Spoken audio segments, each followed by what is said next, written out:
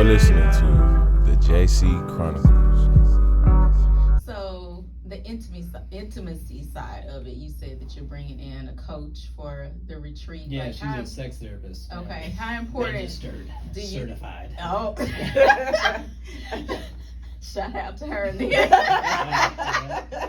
So how important do you feel that intimacy is, like in relationships and marriages? Like, Yeah, I think it's everything, right? If let me retract that. It's not everything. Sex is not the only thing, but it's one of the aspects of a relationship that we shouldn't have with anybody else, right? Mm-hmm. So I think when you talk about physical intimacy and probably like deep level emotional intimacy, to me those are the two things you can't outsource. Mm-hmm. Outsource is a terrible word for it, but I think other stuff we can outsource, right? Mm-hmm. If I have a desire for more communication than my wife does, and she meets me halfway, then I go find some good friends I can hang out with. If I'm an extrovert and she's an introvert, Mm-hmm. like she's gonna do some stuff with me, but then I'm gonna go hang out with my buddies on the weekend, right? So I think you can outsource some of your friendship, emotional needs if your spouse can't be that for you, but those two areas you can't, you shouldn't.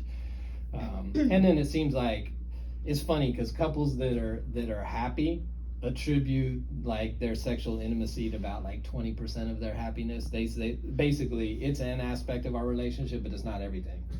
Couples who are unhappy contribute like 60 to 70% of their unhappiness to the sexual relationship. And so because it's like the first thing to go, right? If you're not getting along, you're not talking, for most couples, that's the first thing to go. It's like, well, I don't really like you. You ain't treat me right. Like, I don't really feel like having sex with you. But then there's a whole group of people who that's not the case. Those are like the, break up, make up sex over and over again. It's like have the most unhealthy relationships ever. But they have more sex than anybody else. Did I read this? Or were you, because I don't know if you were on Good Morning Texas, or maybe I read it in one of my emails I get from you, but you were talking about the 3 types of sex. Oh, yeah. That was a recent YouTube video. Oh, okay. I was like, because at first I was like, oh, okay, that's me. Oh, okay, maybe that's me. Oh. Hey, Is that me? I'm not supposed to be the first. I'm supposed to be over here. I'm supposed to be over here. Okay, so what are the 3 different types? I don't even remember. Just People read what you were saying. people are so funny. They're like, oh, your video I watched, and I'm like, dude, that was like 3 weeks ago. I have no idea what that was. And I scheduled it out 2 months, so no, but it was like the good kind of sexual intimacy they called synchrony sex, which is where we're connected and it's healthy and it's good. Okay. And the other 2 were basically the way we use sex as a tool to basically get what we want, but it's not a healthy perspective. Like I know couples that have sex regularly that from the outside people would go, oh, they have a healthy sex life, and no, they don't. They have zero emotional intimacy. They don't know how to connect. They fight, and this is the only tool in their tool belt they know to try to feel close again is that quickly. But I mean, to me, sex wouldn't be good if you're not emotionally. Yeah, but for some people, they don't know any better. Some people are like, I don't know how to connect any other way except this. Some people are like, this is the only way I feel wanted or needed. This is the only way I feel valuable. And so that's why I wanted, a sex therapist. Because after 20 plus years of marriage, like, and you still having sex, like, we have sex, and then you still having sex, like, you have to be emotionally, because you can't just be there.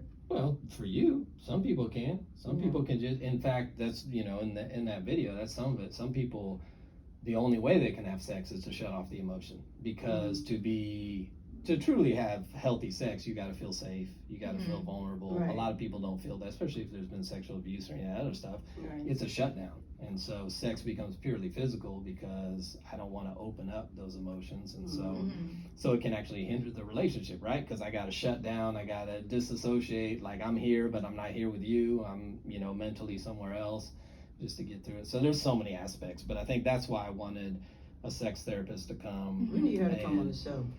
Yeah, she'd be phenomenal. You should get her on. I think my struggle with my husband is like, it's just like straight to sex. Like I like, cuddling and holding hands, and I'm a physical touch is my love language. Jennifer's over here now. Right, because she's like him, like. But I like nothing. Like I like mine. We can talk all day. You smart. I'm like, oh, okay, you got me. Yeah, physical touch is my love language. So I'm like, don't just hit me up. I'm like, no, I want. Can you hold my hand sometimes? Like, can you give me a hug?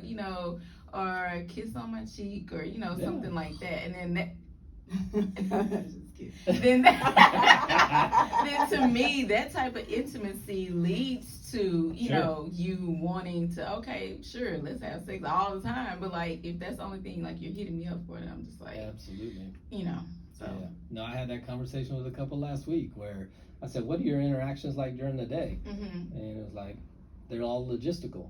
And so I Mhm. looked at him and I was like, if you continue to have logistical conversations with your wife all day long, then you're probably going to get logistical sex at night. Like, but You he's better preach. he's You're listening to the JC Chronicles.